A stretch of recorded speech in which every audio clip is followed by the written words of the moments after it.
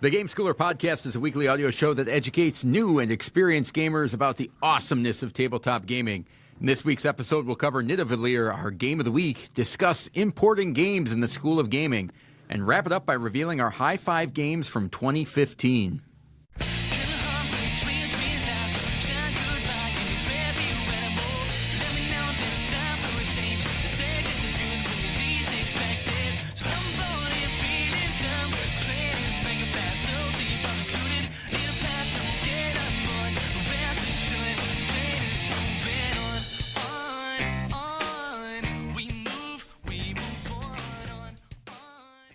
Welcome to the Game Schooler Podcast. I'm your host, Doug Kotecki, along with my co-host, Dr. Michael McCabe. How's it going, Michael? What's happening, Doug? How are you? I am fantastic. Better than I deserve. How about you? Yeah, same. Lots to follow up on, lots to talk about. We are all the way in episode 207. You are going to be going to Gamma here in a couple of weeks. We just got done with Valentine's Day. So, man. Things are looking good. I'm going to jump in with my What's Awesome, because I know you've got a lot to follow up and talk about. But I wanted to say, in light of our discussion last week about having too many games, one of the things that is awesome about just having games and a collection is playing and reaffirming why you're keeping the games that you love.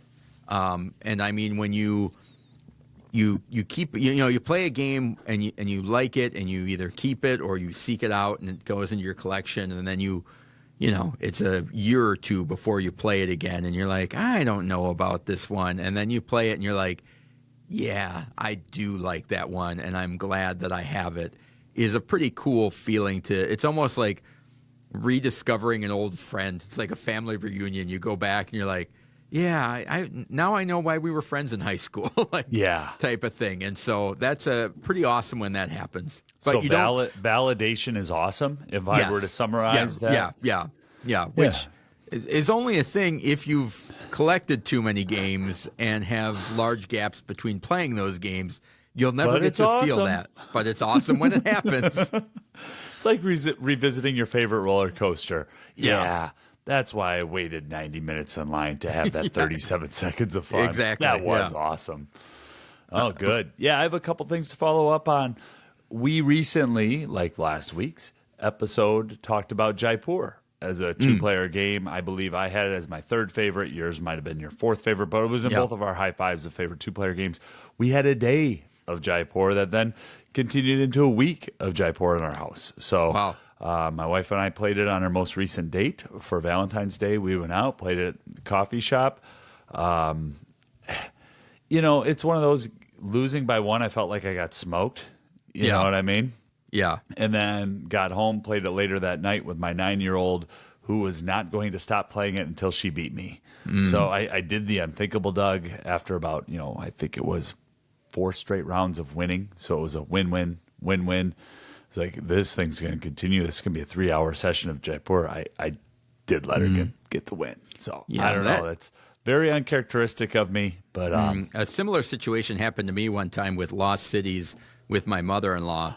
And she played your mother-in-law, my 9-year-old. That's two different. I did not let her win, and she went to bed disappointed that night at like 2:00 in the morning. So, my 9-year-old wasn't going to leave the table, so I was stuck at the table. Wise choice. Yeah.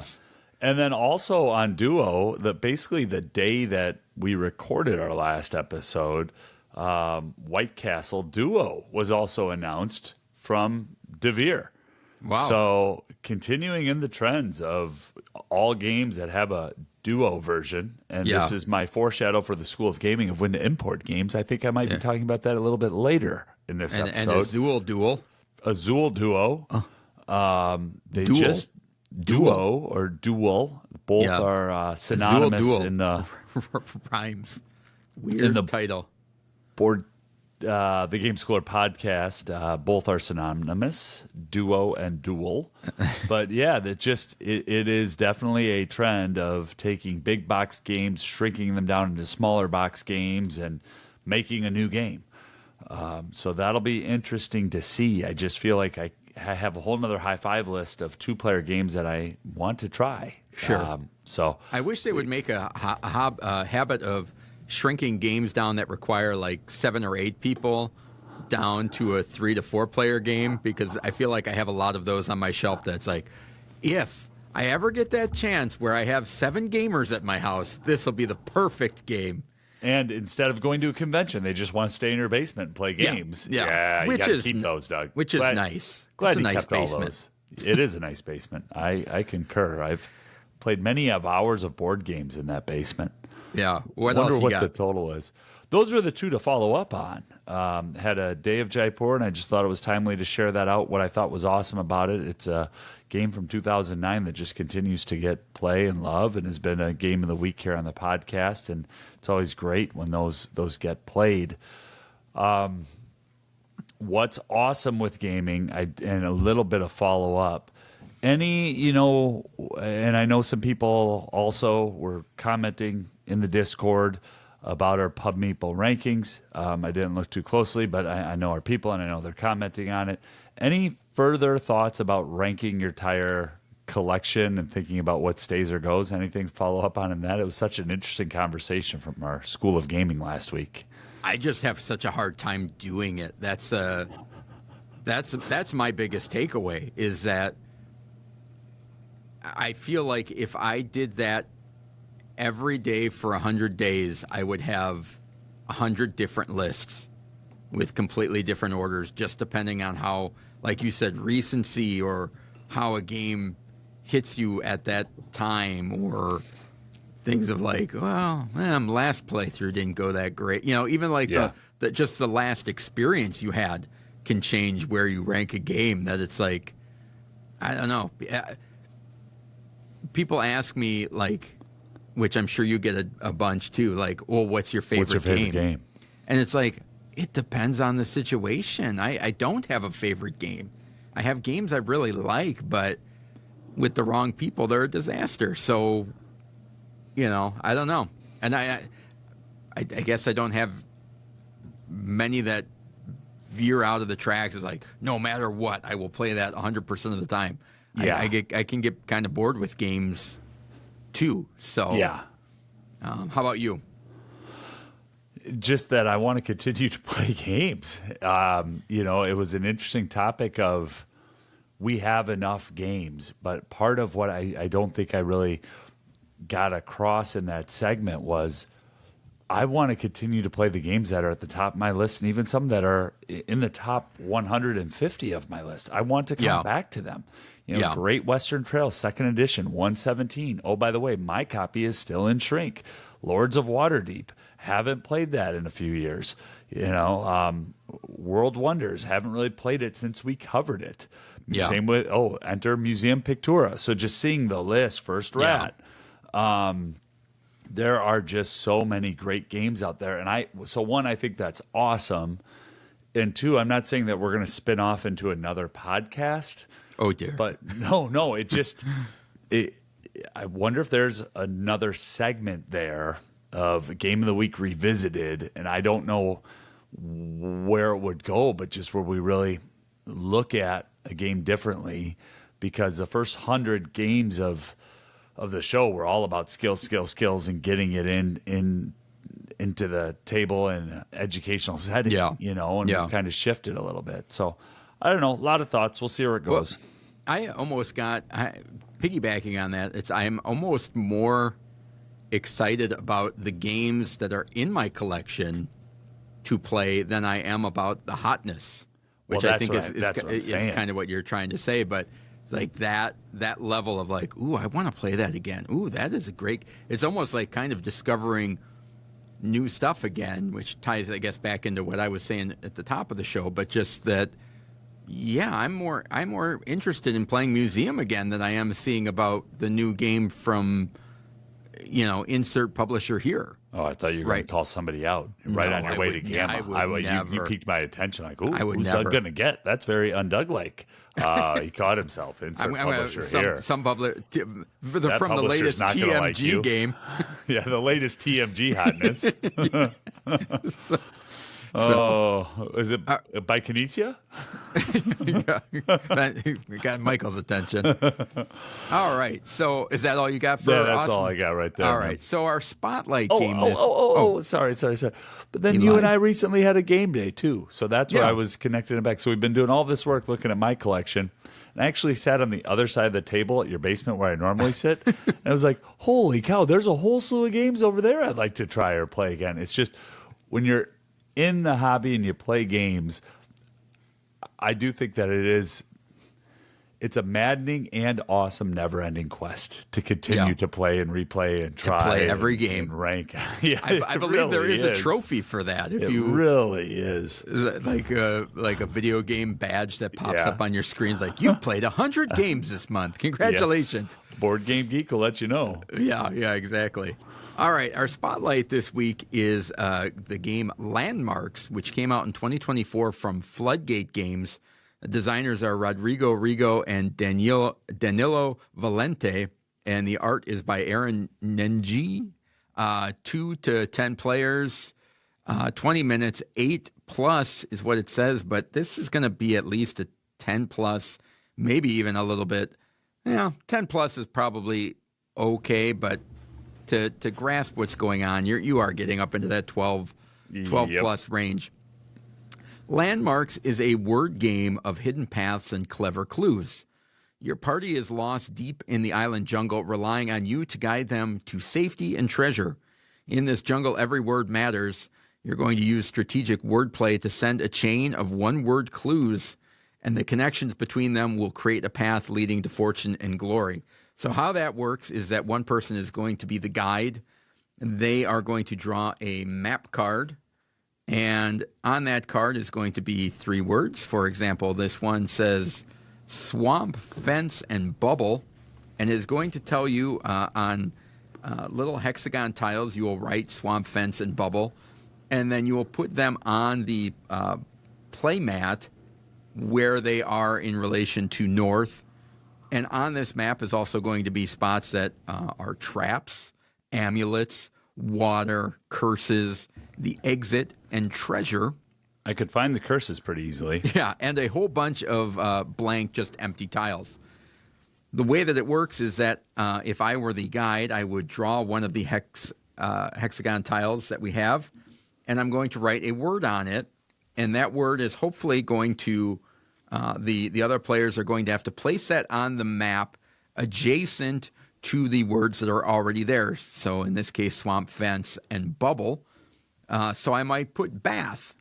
And so Michael is going to get the tile that says bath. He's like, oh, where? I don't think it's going to go next to swamp. It may not go. It's not next to go fence, but maybe bubble. Well, there's 3 locations that bubble could go next to bath. At that point, Michael's like, okay, this is Swamp. where I think I'm going to put it. Yeah, and then I can't tell him if I thought that that's where I wanted him to place it, but I will then tell them what part of the map they hit. So it may be nothing, it may be a treasure. Your goal is ultimately to get your team to guess or to land on all 3 treasures and then exit. Along the way, you need to stop and get water to collect more tiles, potentially. If you get a curse, you need to find the one amulet that's on the board, or you can't exit the board. And if you get traps, those limit how much water refills the amount of tiles you have to work with. So that's basically the game. You're writing down words, and then eventually you get to a situation where it's like, all right, I need Michael to take a spot that is between fence and bubble, and I now need to write a word on the tile that's going to, he'll place something there. So that's generally how you play the game. It's a quicker game. For me, I will say that this is less downtime and moves faster than Slow Clover for me, which is another word kind of guessing game. And I think I will put this caveat out there. This game won't work for everyone, and it definitely is not going to work if you go into it too seriously. So if you think that you're going to be playing a Please do not confuse this game with a Euro that you guys are really, or any other type of cooperative game where you really try hard and you're going to succeed in this one. It's not going to work that way. I had fun with it. I think you need one round as the guide to see how quickly it's possible to kind of box yourself in or understand how those routes can work. And you can get into a situation where it's like, oh, I did not occur to me that word could apply to two different tiles. And I can see it working in a classroom. Definitely, I think where it would shine as far as an educational aspect is in a homeschooling setting. Definitely to work on synonyms, word associations, word meanings, things like that, where you're kind of not up against a time crunch. But there certainly is some educational value to pull out of this one. Yeah, and it sounds like the publisher plans on having more maps, and is a game that will be supported going forward. It's a tricky little puzzle, though. I think you know it will absolutely work for a lot of groups, but I had a difficult time making the right association. I continued to run into curses and traps and traps and curses and curses and traps. There's an exit, but we don't have the amulet. Yeah. So, like Doug said, I could just see the amount of fun you were having with it. And I think anytime a game like this, a word game that's quick and easy to teach and get up and running, really works that well for one person, it can kind of lift up the rest of the group as well. There's a lot of word games out there, but what Landmarks does differently, it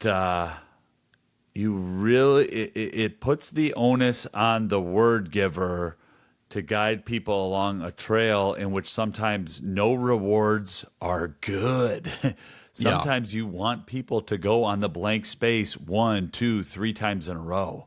And I think for folks who play a lot of games, that can kind of be a foreign concept. Well, I didn't get any reward. What do you mean there's nothing there? Well, that's actually really good. By being nothing there, maybe you're being led in the right direction. You didn't pick up a curse or a trap. There's some interesting things going on there. I think it's one that you have to understand going in that things are going to go off the rails. It's a very difficult game, in my opinion, and so if you go in thinking like this is not like a just one, which is an amazing word game in a lot of aspects, where there's a good chance you might win and get a perfect score. That's possible. This one, you kind of have to go in knowing that it could fly off the rails, and sometimes people are just going to have a little bit of brain block. They're not going to write a good clue down, and it is what it is. But if you approach it that way, I think it can be really enjoyable. So that's a game that we wanted to just spotlight and throw out there. And like I said, I think that the sweet spot for this is a homeschool audience where you can play it once every morning and just as a startup type of thing. Awesome. That's our spotlight episode, Landmarks. Yep. So, and just remind everybody to sign up for the Discord, gameschooler.com/Discord. We'd love to hear from our listeners there. It's a great way to communicate with us directly and a bunch of like-minded individuals. Spread the word about the podcast. Leave a review on your platform of choice. We would appreciate that. And as always, if you have any questions or comments, reach out to us at email@gameschooler.com. Now, let's move on to the game of the week.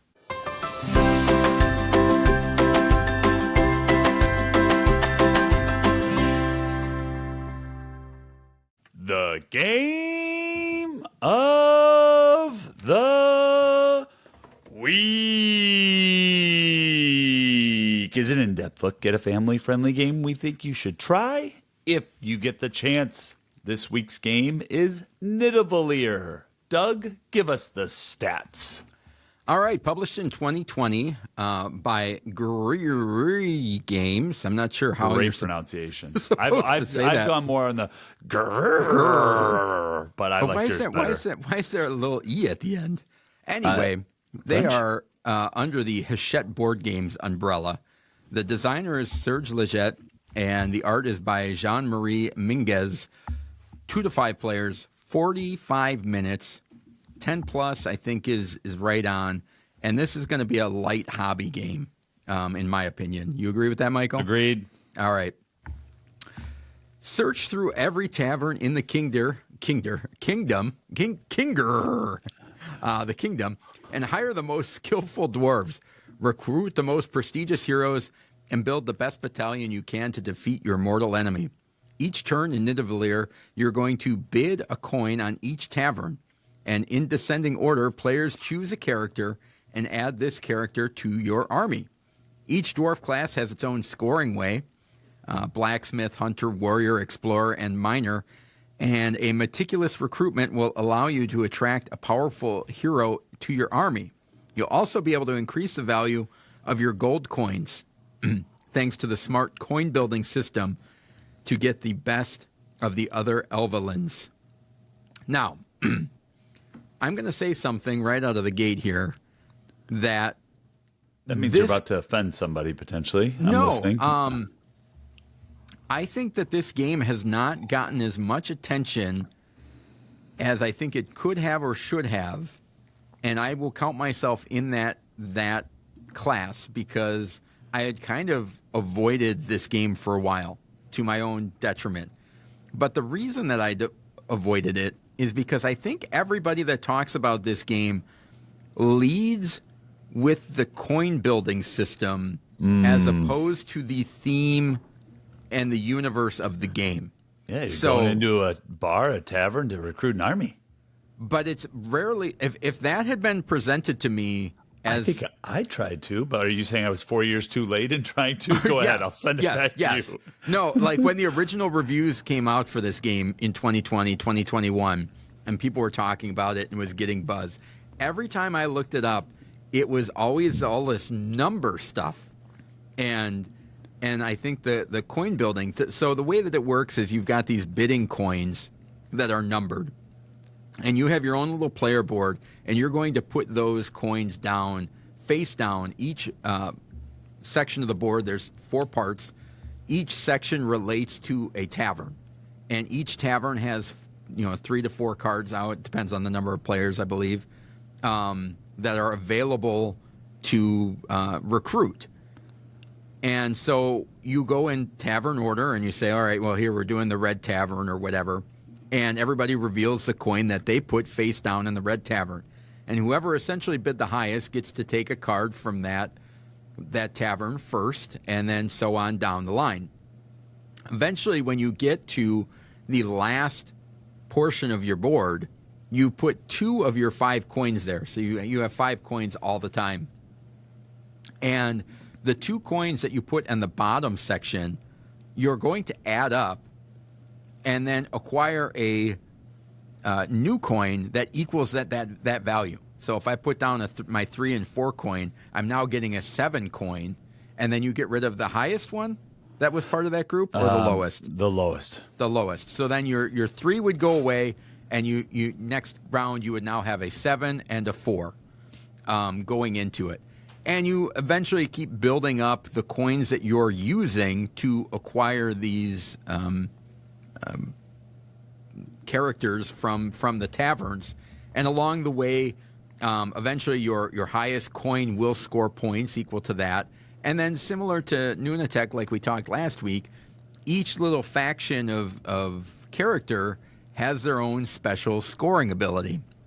And once you recruit, is it 1 of every type?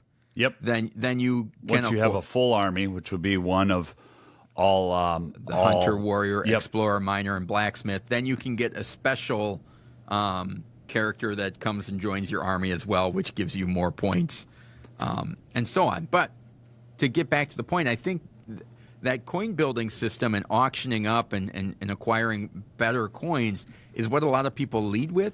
But I think if you led with the idea of this is about recruiting set collection and recruiting an army from taverns, I would have been into this game way sooner than I ever was. That's interesting that the pitch and the sale kind of pushed you away, and I wonder how many others have that experience. Why is this a game of the week then, Doug? Because typically if you're set on a game, I mean, the game's got to turn around and really be pretty darn good to make it into a game of the week segment. So what do you like about it? I think the auction is one that works for me. This is it's not really an auction, it's just blind bidding, right? And you put it out there, and then the chips fall where they may. But I like that type of thing where I look at the characters in the tavern and I say, I'm fine with any of these. Or there is one or two that I really want to make sure I get. And I like manipulating that in an auction where it's not... And if you don't get what you went for, because it's set collection, it's never really hurting you.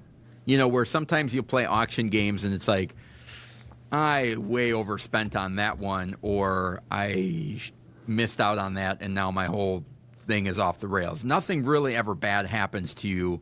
You're always getting a character every round. So I think that unique auction system with the little bit of the kind of deck building as you're increasing your coins and how to do that. But then that set collection that like I said reminds me of Nunatek from last week, that a whole bunch of different factions that all score differently and a different way to acquire them is, I think, what works for me. Yeah, I love all of those different facets. I think you're right that, you know, it is a tough game to make the sell on, just the initial sell. It is one of those that if you can just get people playing, there is a very strong hook for this game in multiple phases. Yeah. I love the bidding, and you talked about it earlier, but the way that you can kind of upgrade your coin, the rule is, you know, you've always got 5 coins, and if you ever win an auction with your 0 coin, whichever 2 coins are face down that you didn't enter into the other tavern auctions, those are the 2 that get traded in. So there's a little bit of you're incentivized to use your 0 coin, right? To try to upgrade the others. But then there's times where you absolutely do not want to be the biggest loser at that tavern. We're like, I'll take 2 of those 3 cards, but I don't want to walk out of here with that card. Oh, but I think I can slide my 0 in and I'll be okay here. I think and then all of a sudden you're stuck.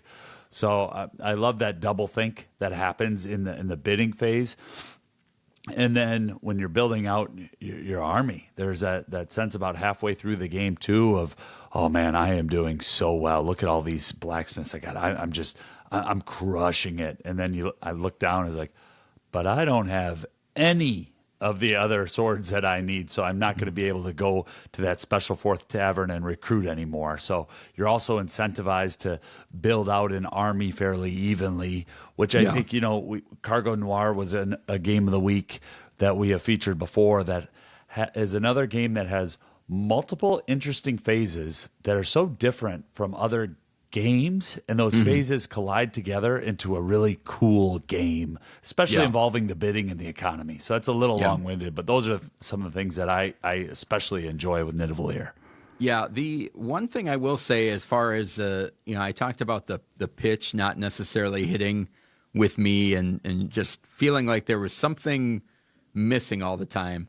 I'm not a huge fan of the art in this game. I could be in the minority, but there's nothing.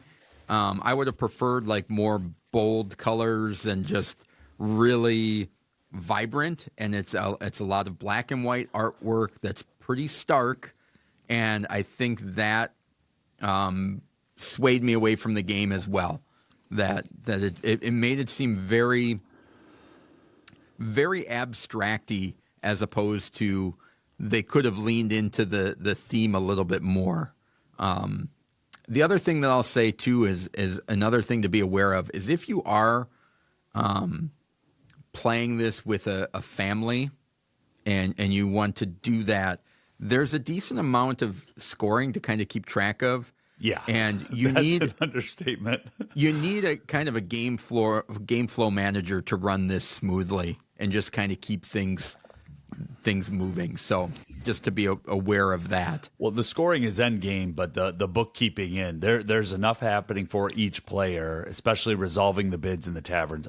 Absolutely agree, 100% spot on. I have a slightly different take on the art. I really like the art, and I think that some of that has to do with some of my early plays. I had a hard time getting this to the table with my game group, not trying to guilt you, Doug, but it just did. We had a lot of games in the queue at the time, and I was playing on Board Game Arena. And the characters, I feel like I just got a sense. I'm able to easily locate who is a part of which faction very easily, and the graphic design and the art just really works for me. And I could see why it would be kind of bland or not vibrant for others, but for me, the graphic design is great. Yeah. I mean, as far as the iconography and stuff like that, that's spot on. I have no complaints with that. It's more of the artwork of the Vikings and characters that I wish had a little bit more vibrancy to it. Yeah. I'm just going to jump in here real quick, too, and just I want to mention a couple other things about the bidding, and then I'll stop, because this is where I think other podcast reviewers especially have gotten bogged down. One thing that I really like about the gameplay is that you get those Bob Ross happy accidents that happen, right? I go to trade in 2 coins, and let's just pretend that I'm trading in, give me a 7 and a 4. So I should be getting an 11.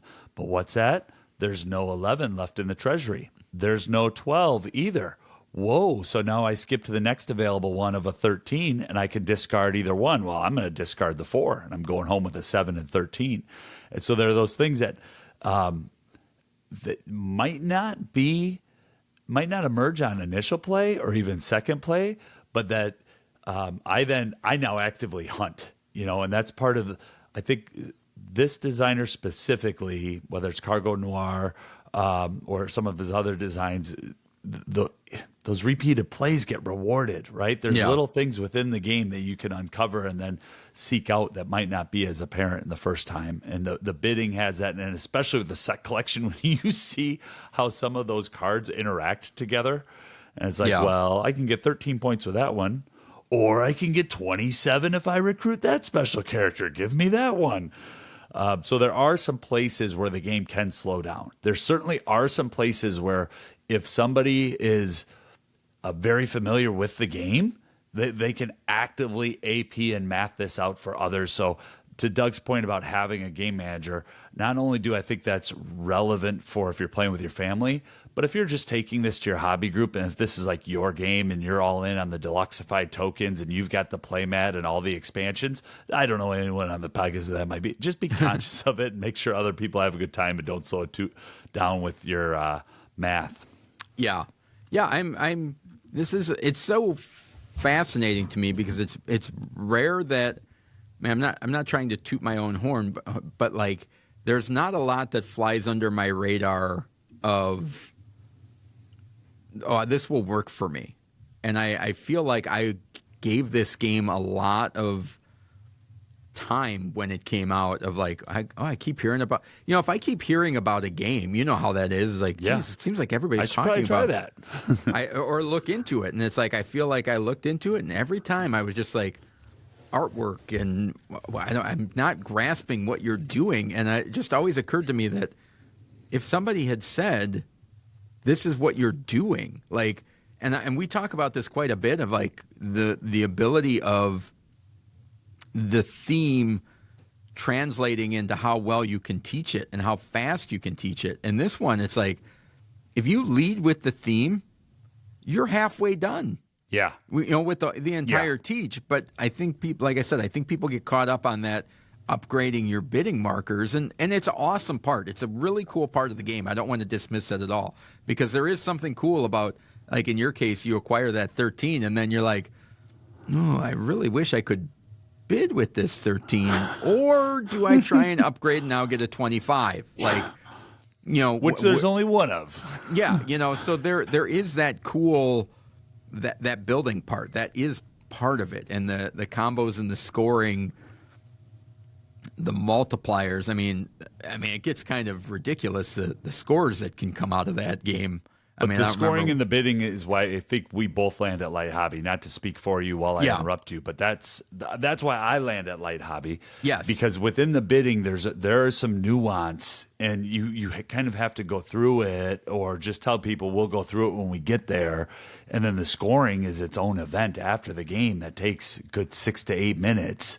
Well, and they're not the conventional, like, if I hate to keep comparing it to last week's game, but Nunatek has very simplified. All right, this is the one where it exponentially gets bigger. This is the one where you multiply it. This is those are all kind of common. This one does have a little bit of a weird. I don't want to say weird, but different elements of scoring in some of those combos that you don't see very often, which I think is another thing that people like about the game as well. Yeah.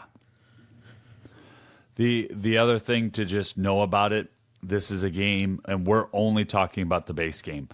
There are 2 expansions that are out, Nidavellir and Nidavellir, and they add a lot to the game. So it's the only reason why I bring that up. Serge Leggett has passed on. He's no longer with us here on planet Earth.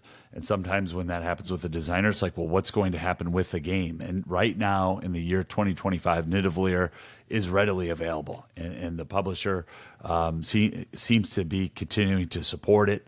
And so it's out there. And if this is one that you haven't gotten a chance to check out, it's loaded with skills, especially if you're looking for a set collection. Masterpiece might be too strong of a word, but a set collection gem with a really toothy auctioning bidding system. It's one you should give some time. Yeah. How about skills, Michael? Yeah, so I have quite a few that I haven't talked about in a while, Doug. And one of our core skills is decision-making, a game that allows players to make decisions based on currently or previously available information. But I think when you combine decision-making with observation and then just basic arithmetic of knowing when, not just when to win an auction, but when to guarantee yourself second place in an auction. And now that this is where we're getting to that light hobby play with a teenager, 10 and 12-year-old may not be grasping all those pieces. But if you're watching and hey, I've got the 15, I've got the 13, they may have a 21, but I'm going to get one of those cards right there to help out my cause if I just put the 15 and 13 on these 2 taverns. And once you kind of know that and just know how it works, there's no thinking. It's just, this is what I'm doing. I'm going to get one of those 2 cards. Yeah. It takes out some of the tension and then also adds it in at the same time. So those are 3 that I wanted to combine into kind of one little rant. Yeah, you got 2 out of the 3 that I put on there. Sorry about that, Doug. Should have let you lead there. No, that's great minds thinking alike, I think. Right. I mean, but the other one is that tactical thinking of you thought you were going to win this auction, but you didn't. And so now you get left with this card.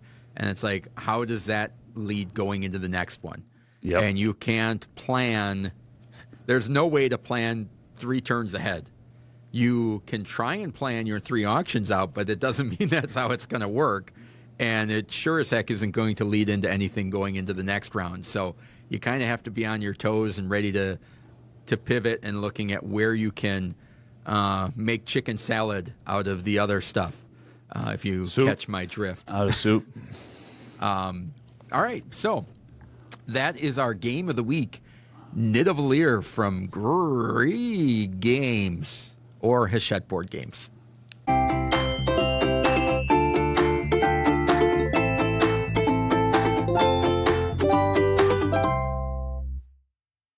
The School of Gaming. In the School of Gaming, we discuss concepts, keywords, etiquette, and helpful ideas in the world of gaming. This week, we discuss when is the right time to import games.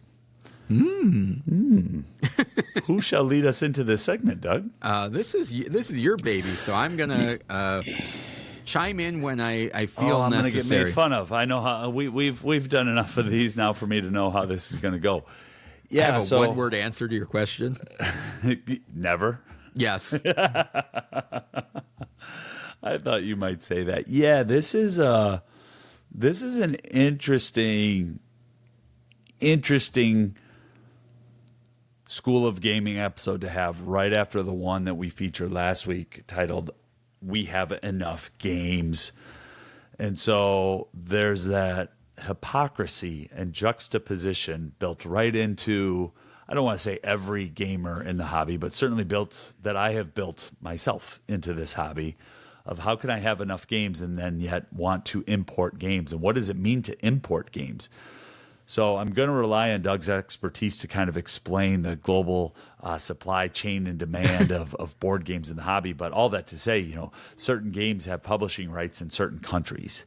So just because I don't want to give a fake example, but let's pick a very popular game that everyone knows here in the United States, Wingspan. All right, Wingspan is published by Stonemaier Games. Well, in other countries, there may be a Portuguese version that's published by a different company, right? And so if I live in Portugal, what if I want the English version of Wingspan? I might have to get it imported from a different country, from America. And I know that's a really rough, elementary explanation, but just kind of a place to start. Well, by importing a game, because we're bringing a game that's been localized in one country into a different country. So there's generally two different ways. One of them is the native availability. So, for example, something may have been published in Japan, and there has not been somebody to pick it up in English version. It may or only Germany. be, you name the country that's not the United States or doesn't speak English.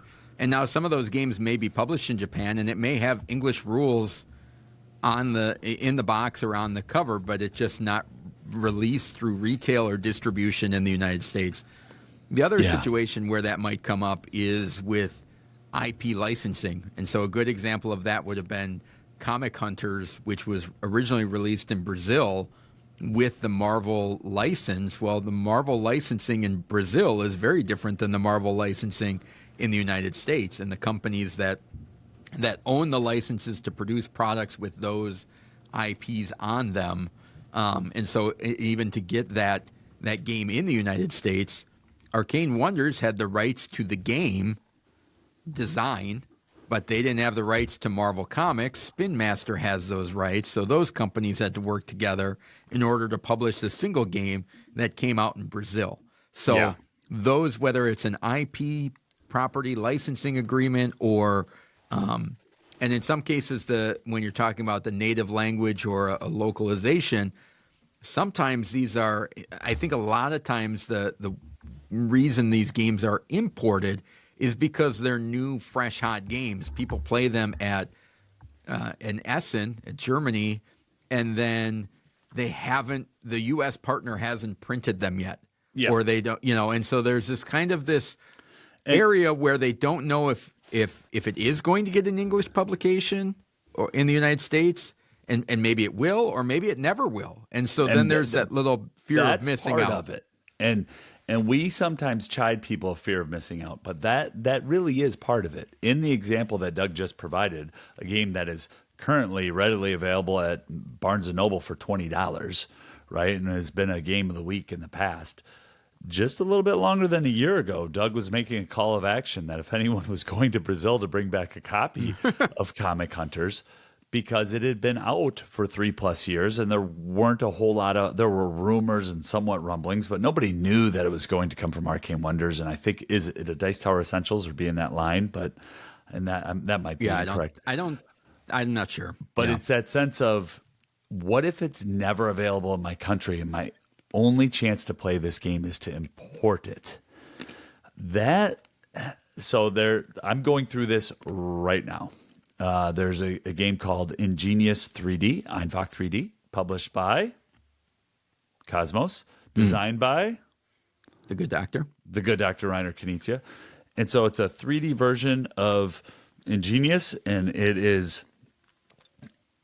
about 6 months ago, it broke the content creator podcast airwaves and the Reiner files were just saying, this is a great game. Oh my gosh, when's this coming to the United States? Well, right now it's on Amazon DE. So if I want a copy of that, I'd have to pay as much for the game in shipping to get it over here from Germany's version of Amazon. And well, if I'm doing that, I might as well then just go ahead and get the Quacks Duo, right? Got to get the 2-player version of Quacks of Quedlinburg that's still not in North America yet. So going through this thought experiment to get 2 games that would be $42 to $44 here in the United States, I would need to spend $85 to $90, maybe $78, but you got some conversion there, right? Because you're going from dollars to euros to get those games. And that's where Doug's making fun of me, because that's never a good time. If you have enough games, I'm making fun of myself. And I get the appeal 100%. If you want the game and you want to import it, what I'm saying though, bare minimum, you got to be willing to pay almost as much for. You're going to pay 200% oftentimes. Yeah. And then, there are exceptions to that. If you're in a bordering country, sometimes, you're not paying that much more. Example, I've ordered games from Board Game Bliss, a Canadian friendly local game store just to the north of us here in Wisconsin. And it's like $11 extra shipping, which is nothing to sneeze at. But hey, I want to get my Reiner Knizia No Mercy. I got to go to Board Game Bliss to get it. So that's kind of the overview and the gist of when to import games. The last thing that I want to say to this, though, and I'm really kind of talking to myself in the past when time travel does become a daily thing, and 2021 Michael can go back and listen to this. I don't think it's ever really worth it. Yeah. In where we live in the Midwestern United States. Yeah. There is an abundance of games. Now, if I'm living in a different country or an island country, you hear stories about people paying 200%, 300% just on shipping to get their Kickstarters to them. Like, oh my goodness, what must that be like? But for us, where you have access to games, and a lot of the games will eventually get published in your language in your country. Not all of them. No, not all of them. But why would you ever really need to import games? That's where I'm at today in the year 2025. Certainly wasn't here 3-4 years ago, folks. Yeah. And I have some Board Game Bliss games on my shelf and haven't done the Amazon DE, but I know some folks who do. Haven't done the Amazon Japan. Yeah. I mean, I'm not the type of person to chase down or pay secondary prices for exclusive promos or feel like I need to be a complete. I don't think I've ever have, quite frankly. Yeah. There have been things that I want, but I don't get them. I'm not a completist on. The only thing I think I'm a completist on is completionist. Marvel United, and even they have this promo box that's coming out. That's like, I tried to get it at Gen Con, and I could have bought it for extra money on eBay, but I didn't. I waited until I could pre-order it, and you know what? If I never could have pre-ordered it, I would not have hunted it down. I don't care about it. Is that the witching hour? Is that that one? Yeah. So that's not. So just as a personality thing, that's not something that I have ever dabbled in. I certainly get the appeal of why people would want that, but I don't have any desire to go out of my way to import a game. The other thing, I'm on the other side of that coin. I do because I want to try games out. And I like to try games out for my favorite designers. And my favorite designers don't send all the games to the United States all the time. Yeah, but I would have to. First of all, if I'm going to pay double price for a game, that's what I'm not willing to do anymore. I would have to have played the game first. Yes, and I have never coveted a game so much to track it down to that level. So I can't say that, but I can say that. No, I'm not judging you. I'm just saying, or saying what you're doing is wrong. I'm just saying that's where I'm at. I feel like there are so many games, even if I were in a situation where there's games all the time that people are talking about on podcasts that are they picked up from Essen. And I look at them and I say, Yeah. that sounds really cool. And you know what? If it gets printed in my country, I'll check it out when it gets here. But I'm not going to race to get something when, just like you were talking about last episode, we talked about all the games that we have on our shelves that we're not playing now. Yep. And even if you are in a country that, is a year and a half or 2 years behind the curve, like, there's plenty of games in your market. Like, I think this is a thing that people do to themselves. And the hobby does it as well. I mean, the machine of hype does this. But you're in control of how much you want to get hyped up about a game that's unobtainable to you.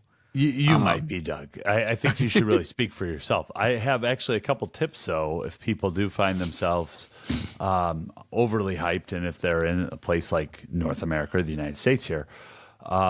Board Game Geek, there are people who do travel the world and bring games in, and sometimes they are at a reasonable price, and sometimes a Board Game Geek shop will carry games. Not all the time, but once in a while they'll pick up a line of games.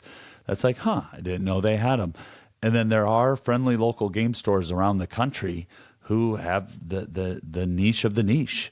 Maybe they go to the Tokyo Game Market and they come back with a couple dozen copies of various games.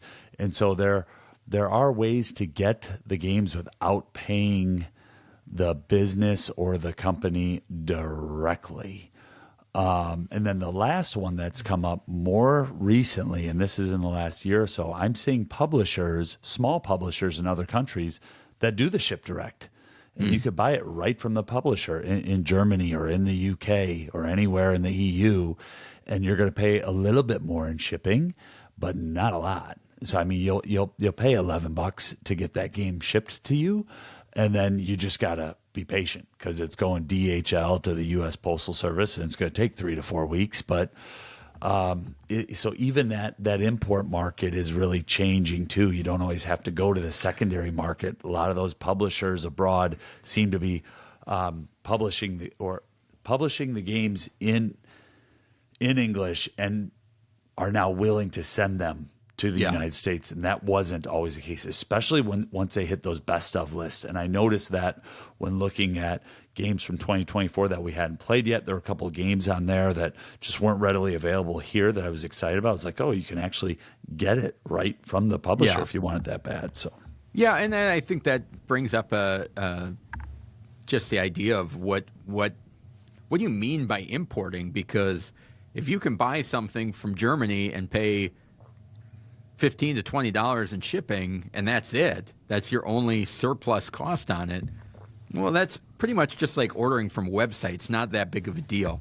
I think the thing that, which I would be like, borderline, is that even importing a game at that point? That's just but ordering more that seems to be an emerging trend. I think the thing where I get caught up is where it's you're paying, the MSRP for a game is $30, and you're paying $50, and then you're paying another $40 on top of it to ship it, and doing $100 for a game that in some cases you don't even know if you would like it if you haven't even played it before. You're just ordering it off of other people's hype. So that's kind of the angle that I'm coming from, where it's like, to your point of some of these things, it's like I bought a game recently from Board Game Geek that I'm pretty sure is just does not have wide distribution in the U.S., but it's like I don't really consider that importing a game when I ordered from a company in Texas. So those lines are blurring, and almost for me, the importing game lines in with the secondary market and chasing promos. The 300% upcharge is what you're associating it with, really, not bringing it in from.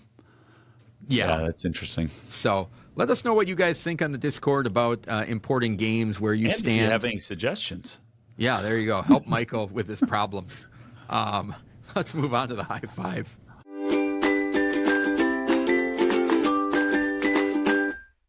Every week, Michael and I highlight a list of games we want to play, enjoy, or spread the word about. And, everybody likes lists. And this week, we're going to be talking about games that came out 10 years ago, 2015. My daughter was born in 2015. Oh, congratulations. Yeah, good year. Anything before we dive in? Yeah, I'm curious, how many games of the week do you have? Do you know that number offhand? I've got 3, apparently. I have 4, and I have one that it's like, how has that not been a game of the week yet? Probably before we had our... I'm wondering if I think I know which one it is, but okay, we'll see. All right, we'll let it play out. So number 10 for me was the game of the week back in episode 48. Rudiger Dorn is a designer. Haba is a publisher. The game is Karuba. Board Game Geek flavor text reads, forge a path through the jungle, pick up gems along the way, and reach the temples. Really cool little tile placement racing game where you're trying to figure out the best route forward and collect stuff along the way. Admittedly, I have not played this game since May of 2021, so I'm not as fresh on it as I should. We're getting to a place where we're putting lists together like, yeah, I really like that one. Oh, I have to relearn it really quick before I talk about it because I haven't played it in 4 years. And my brain's not as sharp as it once was. But a ton of fun was had when we were playing this and when we reviewed it. And if you want to hear it, and this is right about when we started to hit our stride on the Game Schooler podcast and knowing what we were doing, kind of episode 48 is where we covered that as a game of the week. Number 10 for me, Karuba. Some might argue we still don't know what we're doing. Hey, that's all right. They're listening. They're not wrong. My number 10 I talked about last week in the 2-player games list, and that is Seven Wonders Duel. This was by Antoine Bauza and Bruno Catala. Great implementation of Seven Wonders. The 2-player variant that came in the original Seven Wonders was hot garbage, and this one really did a good job of kind of condensing that draft style game amongst 2 players, which can be, it's almost like when you talk about how can you have a trick taking game with 2 players, it's like, how do you do a drafting game with 2 players? Yeah. This one does it right with there's a pyramid structure. Some cards are face up, some are face down. And the big difference is that there are 2 instant win conditions with science and military that, you can have the highest score in the world, but if you're not paying attention to military, the other person could win. And so I like that tug of war. So that's my number 10, Seven Wonders Duel. Awesome. My number 9 was a game of the week back in episode 26, and that's Codenames. Vlada Shvatel is the designer, published by CGE, Czech Games Edition, readily available at your local Hobby Lobby and probably some gas stations, depending on where you live. This game is everywhere. Give your team clever one-word clues to help them spot their agents in the field. I don't know if I've played many games like it. I don't know if we've covered many games like it. There is a uniqueness to Codenames where you want to talk about a game that can really bring non-gamers to the table and having them be like, wow, I didn't know a game could do that. And then you tell them, yeah, these are called party games. And look, I have 40 more of them sitting over there. Go pick one out. But whatever they pick out won't give that same sense of, I don't have the right word. It's not cleverness, but it's almost just like an appeal. There is something to the game about trying to figure out the secret identity of the hidden agents and how that deduction unfolds. So that's my number 9 from 2015 is Codenames. All right. My number 9 is, it's interesting that this series, as it has expanded and gets bigger and bigger, the games keep getting more and more complex, and I tend to stick to some of the original ones, and that is Raiders of the North Sea. This is from Garphill Games. Shem Phillips is the designer. And what I love about Raiders of the North Sea is that every turn you are going to be placing a worker and taking the action of the space that you land on, and then you are going to be removing a worker and taking the action of that space as well, which then that worker that you took off is going to be the new worker that you place in the following turn. And I just kind of love that concept. It's something that we talked about, shows up in a game like Coldwater Crown, where sometimes you wish the order was reversed. You wish you sure I can't take off another one first? No, you always have to place the first one and then do the second one. And that struggle of order of operations and wishing that it's like, oh, but if I had if I had that extra coin when I did this one, I'd be able to do that. And like, well, nope, you can't. And so I love that struggle of trying to figure that little puzzle out.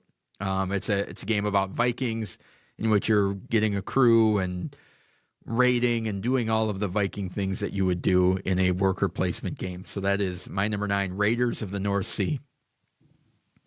Awesome. Yeah, that's a good one. That's a fun one. Doug, I'm going to read this comment from a reviewer in Board Game Geek in the forum, and it's so funny. Do I have to try and guess the game then? And you'll guess the game. Okay, but let me get all the way to the end of the description. Don't get me after just three words, okay? Prejudice, the game, is just near perfection of a game that shows a lot of how your companions see other people. Mm-hmm. Only bad thing is that it doesn't have much table staying power, but the 2 or 3 rounds it has are plenty of fun and easy. What game am I talking about, Doug? Well, it's your number 8. It would be my number 7. That's Unusual Suspects. Unusual Suspects, designed by Paulo Mori. And it's funny because I think Doug has said the same comment that our new friend Samurai Coyote in Madrid, Spain. That's the top comment when you just click in on reviews and comments. He nailed it. The game a 9 out of 10. He did nail it. We need to have him on. We have a third co-host joining us next week, folks. But it really is a form of Guess Who, but meaner. You're trying to work together to eliminate the innocent people in a game based on first impressions. That's the Board Game Geek flavor text, but it is just, I mean, we shouldn't laugh about it, but it's what it is. So it is a game that we've had a lot of fun with our wives. It is a game that my wife has had a lot of fun with her siblings. It is not a game that we tend to take out of our house, though. No, it's I mean, there's a group of cards with just pictures of people's faces on them, and then you'll ask a question that it's like, does this guy run to work? Does the suspect run to work? And it's like, no. Do they read nonfiction books? Nope, not a reader. It's a guy on a motorcycle. It's like, are they reading romance novels? Probably not. And so, you're judging on the first appearance and the stereotypes that go along with it. It's a good-natured thing. I don't think there's anything that's overly sensitive about it. It's just kind of the way that it plays out, of the juxtaposition of what some of the questions are with the way that the people look, that type of thing. And it's really fun. I'm actually surprised it has never been reprinted. I'm did in 2022. Glee Insopetability. Yeah, are you going to import that one? No, I looked at importing it a while back because it was cheaper than the initial Unusual Suspects, and then I think I picked it up off a marketplace for a steal. Finally, when it dropped, my patience paid off. All right. Well, that's your 8 and my 7. So what's your 8? My number 8 is a cooperative game, and we talked a couple weeks ago about me cooling on cooperative games, but this is one that is very unique, and it is called Burgle Brothers or Burgle Bros from Tim Fowers and Fowers Games, and this is essentially the ultimate heist board game. So if you are a fan of the Ocean's 11, that type of a movie, you would like this game. You've got your character has a unique ability. Maybe they're good at cracking safes or getting around the detectors, and you've got 3 levels of this tower. You're trying to get to the top floor. You need to sneak in, get to the top floor, unlock the safe, and then get to the steal that and get to the roof. And there are security guards on patrol. There's, finger keypads that you have to hack to get into different rooms and passageways. And it's just really well done. They did I think there's a Burgle Brothers 2, which puts it in a casino. And they've done a couple other versions of it. I just have the original one. And it is awesome. So if you're a fan of cooperative games, you want something that does something a little bit more unique than the typical ones, and one that is the theme that you can get into that's unique, this is a great choice, Burgle Brothers. Yeah, I haven't gotten a chance to play that one. That's been on my want to play list for a while. Do you think it stands the test of time? From my recollection, I would say yes. It's hard when these games. It's been a while, but That's why it's on my list. It's one that I've. Yeah. I can't ever see myself getting rid of it. I mean, it's one that I'd like to, add it to the 200 games I want to try again. Yeah, good. That'll be a long list for us to cover on the show. Yeah. Number 7 for me in episode 75, we featured Love Letter as the game of the week. Well, number 7 is Love Letter Batman, which is my favorite in that line of games. And you're playing Love Letter, which you're trying to deduce your way to survival. But you're playing Love Letter in the Batman universe. So you got the Batman, you got Joker, you got Penguin, you got Poison Ivy, you've got just some of the great villains in there, and you're trying to bluff your way around the table and come out with the win. So that is my number. Sorry, I got lost on the page. Number 7 is Love Letter Batman. Doesn't work for all people. We found that out on our Discord the last time that I talked about Love Letter Batman on a high five list, but it is oddly my thematic, favorite, and it really is oddly thematic. All right, my number 7 was Unusual Suspects. So back to you for your number 6. Yeah, number 6 let me try again. Number 6 is a surprise entry for me because I didn't know it was published in 2015. I got a play of this game last year, almost a year ago. It was last March, and that's Favor of the Pharaoh, Thomas Lehman and Bezier Games. And do you have this on your list, Doug? It's not. I'm surprised it was on your list. Oh, I loved it. I loved it. You're using dice to kind of go up the pyramid and get some powers. I'll take a pinch hit from you here if you could tell me a little bit more about the game, because I just had, the one play, but your dice actually unlock specific cards that you're trying to then bring in and continue to score. So did I get most of that right? Yeah, you start out with a set number of dice, and then you, based on what you roll, whether you get a 3 of a kind, and you do the kind of Yahtzee thing where you get to re-roll. And if you get a 3 of a kind, then you acquire special abilities. Those special abilities may be giving you an extra die. Or a ways to manipulate the dice that you have. Eventually, you're ultimately trying to get a dice roll of, 25, something high, which then is going to unlock the queen. And then there's one final roll off where you, once somebody kind of triggers the end game, everybody has a chance to beat that roll. So if I've got, and it's a 5 of a kind or 6 or 7, I don't remember exactly which one it is, but all right, I've got 6 of a kind with 5s. If Michael can roll 6 of a kind with 6s, then he's now the current leader. You do that one time around with the person that triggered the end getting the final opportunity to score highest again and then win the game. But it's all about building up the number of dice that you're rolling and the ways that you manipulate them, because then as you get towards the end game, it's easier to switch things and all right, this is a 6, this is a 6. I can switch that, I can use that, I can spend that, and all of a sudden you got 7 of a kind in 3s. So yeah. Thanks for the help there. I really enjoyed playing it, and I remembered it, but you know that one better than me, so thank you. Yeah. My number 6, we talked about in episode 130, and that is The Pursuit of Happiness. This is from Artipia Games and designers Adrian Abella and David Chirkop.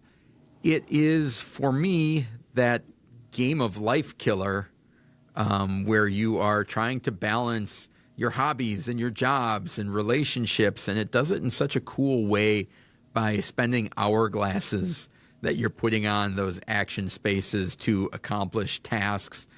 And if you don't, that everybody dies at a different point. So if you make healthy choices and you don't overwork, you may live longer. You may get to play an extra round than somebody else. At the same time, they may have more money and have a more fulfilling life and a faster time period.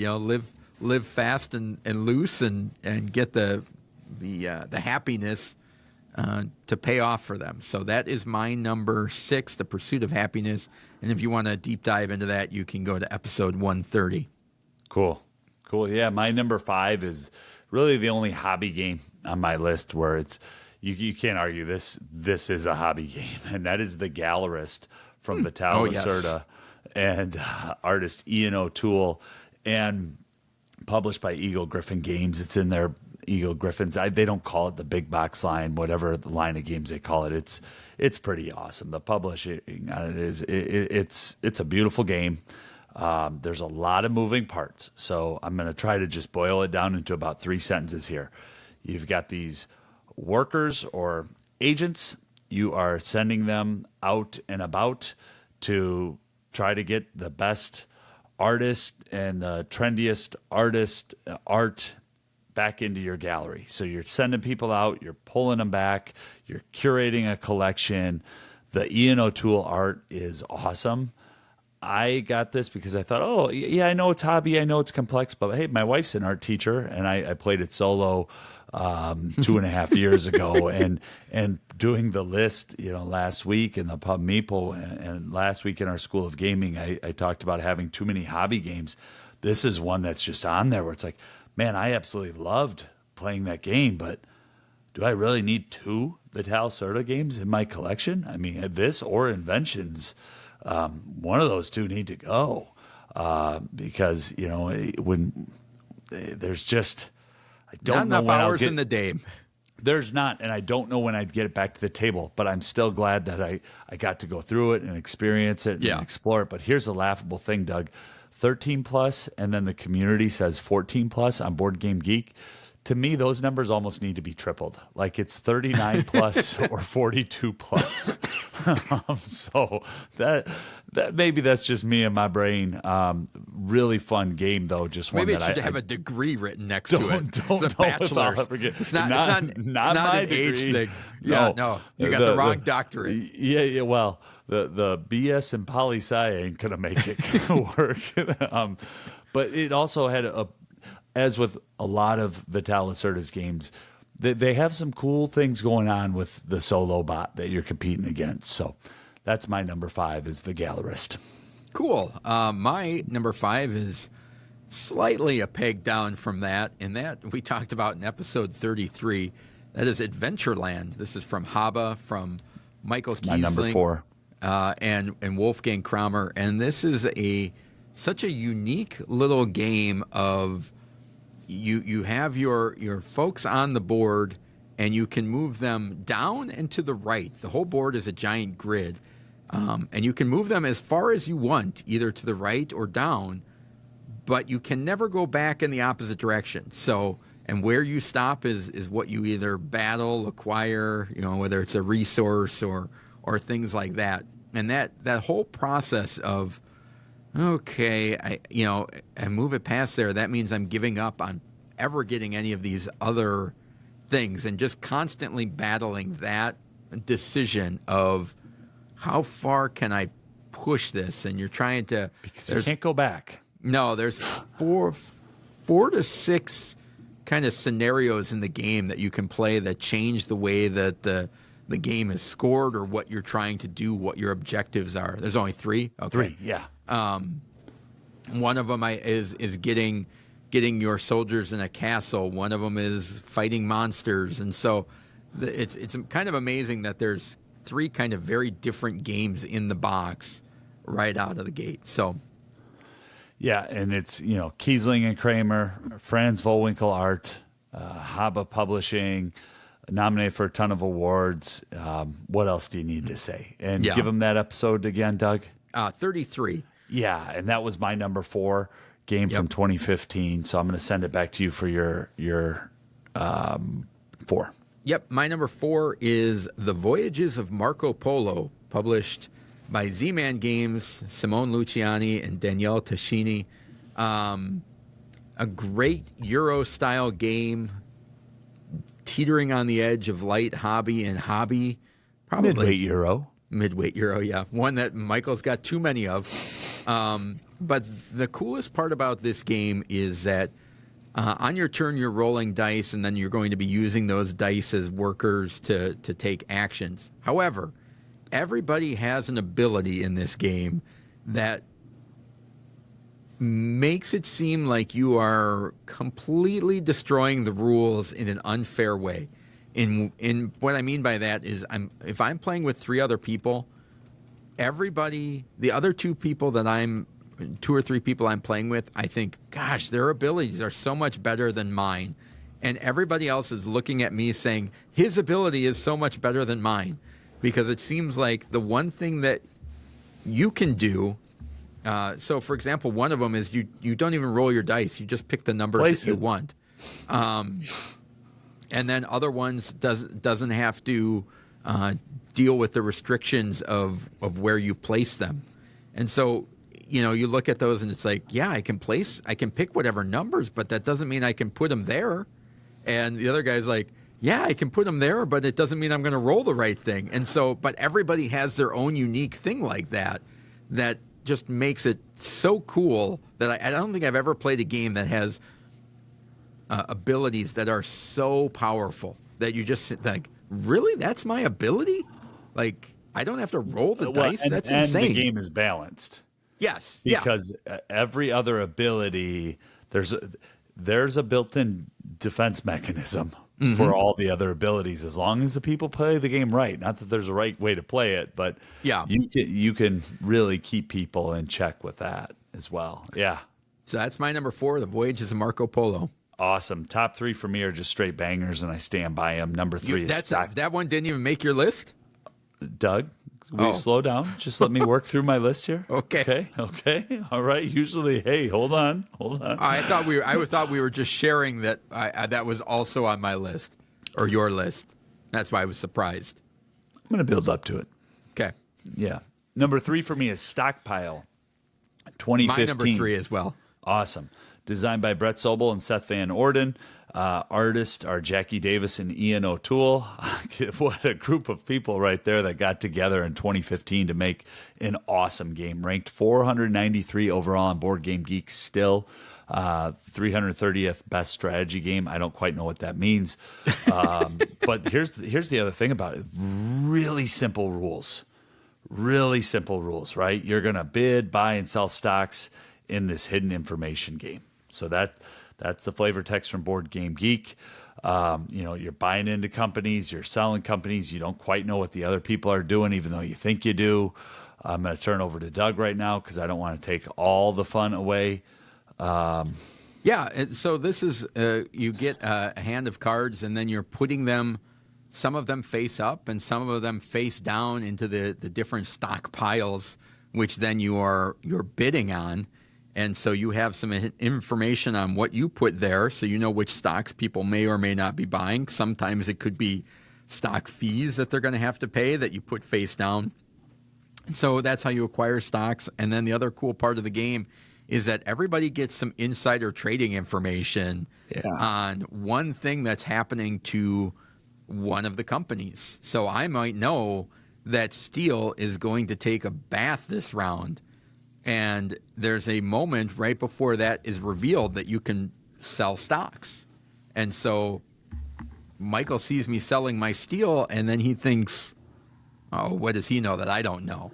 And so your second guessing is like, well, maybe I just need more capital because I felt like I didn't have enough to bid last round, and I wanted, or maybe I know that it's tanking, or maybe I'm going to sell one even though I know Steel's going up by 5 this round. So just to get people to sell it off. Little bluffing. And the cool thing, too, is that there's 2 sides of the board.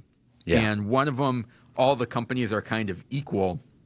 But on the back side, the tracks that the companies move along, which is their value and how quickly they bust or can double. For example, the tech industry, the computers, that thing can crash in a heartbeat, but it can rise really fast as well. So you kind of have to be nimble. On the other hand, Steel has a really long track, and the values don't change very much as you move up and down it. And so it's kind of that long-term investment. So just an awesome stock market game of just getting that feel. I think it's one of the best stock market games around. Yeah, I do too. That's approachable. And how that's the one that I was talking about at the start of the segment. See, folks, our first 100 episodes, if a game was out of print, the game being readily available, we prioritized that. Games that needed to be under $50, they need to be readily available. So when we were playing Stockpile, we didn't really cover it. We mentioned it, we alluded to really appreciating it, but this designer's somewhat local to us too. Seth Van Orden. We got to get him on the show for an interview, and we got to do Stockpile. I mean, we both love this game. So that's my number 3, and that was my number 3 as well. Awesome. It's just out of print for so long. I'm not even sure why, but it's back in now, right? I don't think so. I'm looking at the publisher Navu Games, their website. They have one of the expansions, but they don't have the base game available. Okay. So fortunate to have the Epic Edition. Hopefully someday soon. Yeah. Well, maybe we get them on the show and talk about it. They've got some other games too that I'd like to check out, the Raising Robots and others. So interesting. Sure. All right. Number 2, getting back to the list at hand. Episode 91, we featured Celestia. Celestia is my second favorite game from 2015, designed by Aaron Weisblum, artist Gate Noir, and published by Blam! I believe. Yeah. In Celestia, you got this cool little cloud ship and just this nice little wooden little meeple that's riding along the way here, and you got to decide if you're going to make it from one cloud to the next cloud, or if you're going to jump out. Because if the captain is rolling a die and it comes up with the wrong number, you could crash and get nothing. So it is just pure and simple, a push your luck game where there are moments where you are absolutely rooting for people to succeed, and then you decide to jump out of the ship, and now you're absolutely rooting for them to fail.